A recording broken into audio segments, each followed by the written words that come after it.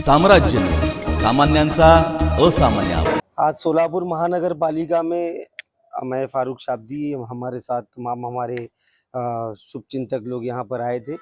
हम लोगों ने सोलापुर शहर के महापौर कोंडियाल साहब से मुलाकात की और स्टैंडिंग कमेटी चेयरमैन चाकोते मैडम से, भाजपा की शहर अध्यक्ष रोहिणी मैडम से भी मुलाकात करके हम लोगों ने सबसे पहले तो उन्हें बधाई दी हम लोगों ने कि जैसे 16.5 करोड़ रुपए महापौर साहब ने एक विशेष निधि के तौर पर तमाम अलग अलग समाज को यहाँ पर दिए, उनके शमशान घाट के लिए और अलग अलग कामों के लिए। तो उसके लिए हम लोग ने बधाई दिए कि आपने बहुत अच्छा काम किए कि सब समाज को आपने ध्यान में रखकर उनको हेल्प किए। लेकिन हमने हमारा रोष भी जताया, हमारी नाराजगी भी जताई कि इसमें मुस्लिम समाज का नाम कहीं पर भी लिया नहीं गया, 1 रुपया भी मुस्लिम समाज को नहीं दिया गया। मैंने फिर से याद दिलाया महापौर साहब को कि मुस्लिम समाज हमारे सोलापुर शहर में 30% आबादी वाला समाज है, 1/3 आबादी हमारी होने के बावजूद। और मुस्लिम समाज मैं समझता हूँ सबसे बड़ा टैक्स पेयर है सोलापुर कॉरपोरेशन का। हमारा टैक्स का पैसा आपको चलता है, हमारे टैक्स के पैसों से आप लोग अपनी तिजोरी भरते हो, लेकिन जब देने की बात आती है, और ये किसी से हम जाति पैसा नहीं मांग रहे, ये किसी से हम भीख नहीं मांग रहे, ये हमारा ही पैसा हमको मिलना चाहिए, उसके लिए हम लोग यहाँ पर उनको बताने आए थे।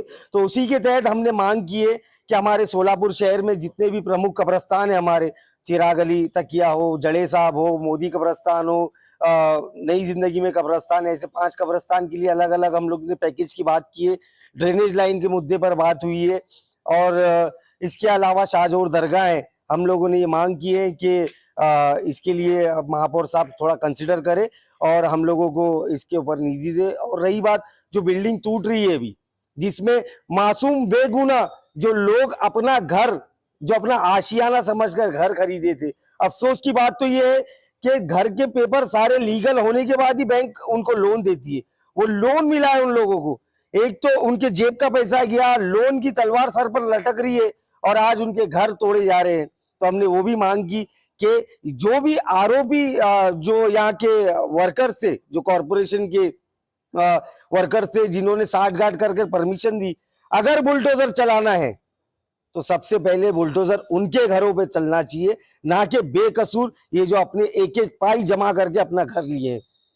फिर भी आखिर में मैंने महापौर साहब को बोला कि मैं आंदोलन नहीं करना चाहता हूं, फिर भी अगर ये लोग मजबूर करते हैं, शायद भाजपा सरकार भूख हड़ताल करने के बाद ही इनकी आंख खुलती है। तो मैं फारूक शाब्दी आज ये ऐलान करता हूं कि अगर 1 महीने के अंदर अंदर हमारी मांग पूरी नहीं की गई तो फारूक शाब्दी अन्न त्याग आंदोलन करेगा और वो करके दिखाएगा। अब चाहे उसके लिए मेरी जान क्यों ना चली जाए। ये जो 62,000 लोगों ने मुझे वोट किया है, ये कतई ना समझे कि आपकी आवाज उठाने वाला कोई नहीं इस शहर में।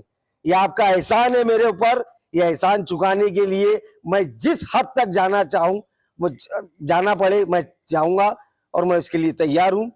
बस मेरी आखिर में ये विनती है कमिश्नर साहब से, महापौर से, पालक मंत्री से, यहाँ के आमदार से कि हमको दुय्यम नागरिक ना समझे, हमको भी हमारे हिस्से में जो आता है वो दे।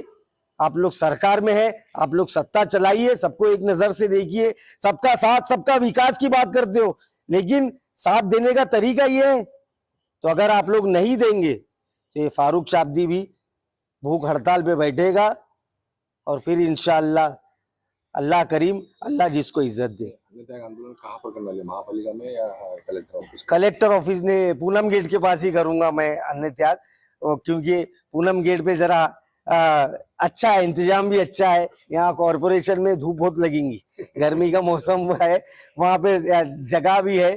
तो मैं ये अपील करना चाहूंगा कि ऐसी नौबत तो ना आए, पहली बात, लेकिन अगर ऐसी नौबत आती है तो मैं मेरी तमाम आवाम से रिक्वेस्ट करता हूँ, नॉट ओनली मुस्लिम्स, मैं हर समाज के लोगों से अपील करता हूँ कि उसमें मेरा साथ दे। किसी को भूखा रहने की जरूरत नहीं है, आप सबके लिए फारूक शाब्दी भूखा रहेगा, बस मेरा साथ दीजिए आप लोग।